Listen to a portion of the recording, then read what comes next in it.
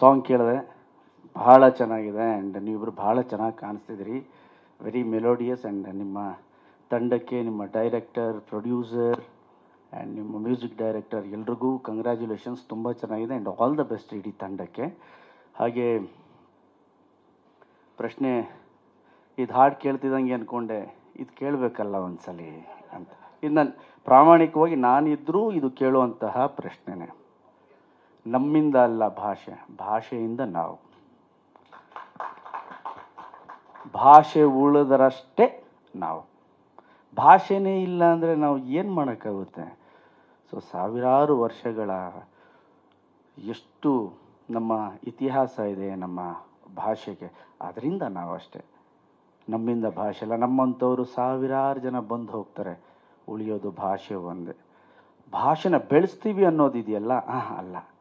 ಇರೋ ಭಾಷೆಯನ್ನು ಉಳಿಸಿದರೆ ಅದೇ ಧನ್ಯ ನಾವು. ಸೊ ಹಾಗಾಗಿ ನಿರ್ಮಾಪಕರು ಹೇಳಿದ್ರು ಕನ್ಸಿಡ್ರೇಷನ್ ಮಾಡ್ತೀವಿ ಅಂತ. ಪಟ್ಟಂತ ಹೇಳ್ಬಿಡ್ಬೇಕಾಯ್ತು, ಕನ್ಸಿಡ್ರೇಷನ್ ಏನಿಲ್ಲ, ಚೇಂಜ್ ಮಾಡ್ತೀವಿ ಅಂತ. ಭಾಷೆ ಮೊದಲು. ಆ್ಯಂಡ್ ನಿಮ್ಮೆಲ್ರಿಗೂ ಆಲ್ ದ ಬೆಸ್ಟ್ ಸರ್. ನನಗೆ ಭಾಳ ಇಷ್ಟ ಆಯಿತು ಸಾಂಗು, ದ ವೇ ಆ ಕ್ಯಾಪ್ಚರ್ ಮಾಡಿರೋದು ಅದೆಲ್ಲ. ಆ್ಯಂಡ್ ಟೈಟ್ಲೇ ಡಿಫ್ರೆಂಟ್ ಅನಿಸ್ತು ನನಗೆ, ನಿದ್ರಾದೇವಿ ನೆಕ್ಸ್ಟ್ ಡೋರ್ ಅಂತ. ನನಗೇನು ಸ್ವಲ್ಪ ಡಿಫ್ರೆಂಟ್ ಕಾನ್ಸೆಪ್ಟ್ ಇಟ್ಕೊಂಡು ಮಾಡಿದ್ದಾರೆ ಈ ಸಿನಿಮಾನ ಅನ್ನಿಸ್ತಾ ಇದೆ.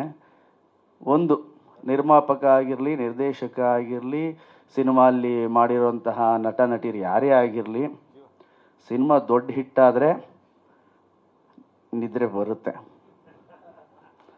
ಇಲ್ಲ ನಿದ್ರಾದೇವಿ ನೆಕ್ಸ್ಟ್ ಡೋರ್.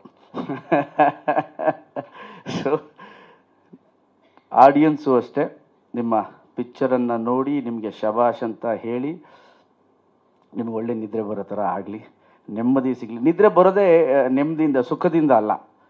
ಒಳ್ಳೆ ಸೋಫಾ, ಒಳ್ಳೆ ಹಾಸಿಗೆಯಿಂದ ನಿದ್ದೆ ಬರೋಲ್ಲ, ನೆಮ್ಮದಿ ಇದ್ದರೆ ಮಾತ್ರ ನಿದ್ದೆ ಬರೋದು. ಸೊ ಆ ಥರ ಒಂದು ನಿದ್ರೆ ನಿಮಗೆ ಬರಲಿ, ಸೂಪರ್ ಡೂಪರ್ ಹಿಟ್ಟಾಗಲಿ ನಿಮ್ಮ cinema. And romantic song hit ಆದರೆ ಸಿನಿಮಾಗೆ ಬಂದ್ಬಿಡ್ತಾರೆ, ನಿಜ ಬರ್ತಾರೆ. ಬಟ್ ಬಂದ ಮೇಲೆ ನಾವು ಸಿನಿಮಾಲಿ ಏನು ಹೇಳಿದ್ದೀವಿ ಅನ್ನೋದು ಅಷ್ಟೇ ಇಂಪಾರ್ಟೆಂಟ್ ಆಗುತ್ತೆ.